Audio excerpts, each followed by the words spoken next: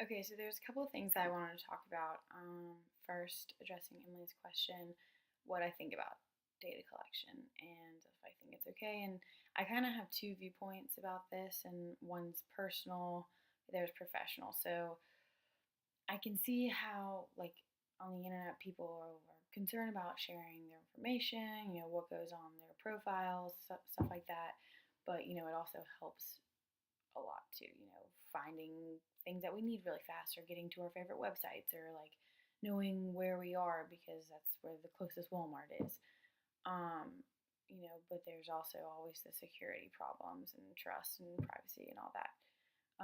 From a professional standpoint, it's um, like from a marketing, strategic operations kind of like for businesses, it's awesome. I mean, big data has revolutionized the way we market and advertise our information. Like, we know where people are searching for our products. We know, what grabs their attention or where on the website page, like they look first and that kind of thing. I think it's awesome. It's the next big thing, and it's only getting better with the information we keep on sharing and putting out there. Um, and going back to the story about Hassan and sort of how the FBI made him release his information and what I thought about him becoming transparent, I think it sort of reminded me like when I was little and my brother and sister would make fun of me and they'd always pick me for the things that I was most insecure about.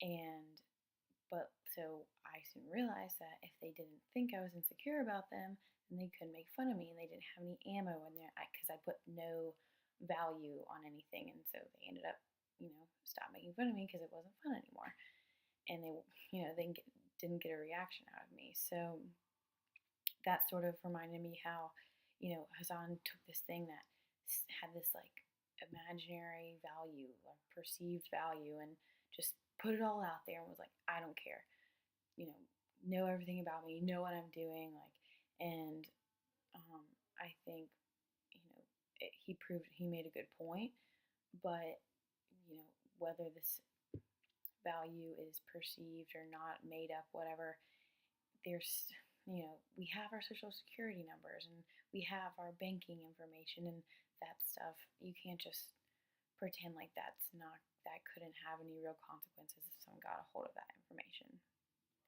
Um, as far as like my own, like if I would release as much information as him, if it means not having the FBI come to my doorstep and accuse me of helping with America's largest terrorist attack ever, I probably would consider it.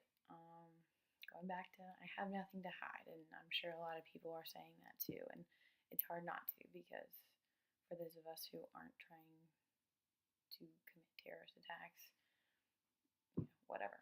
But I think that predictability, like what he was saying in the video about it, like it being like this cool thing, like having these bursts and human predictability and what he's gotten from big data about it.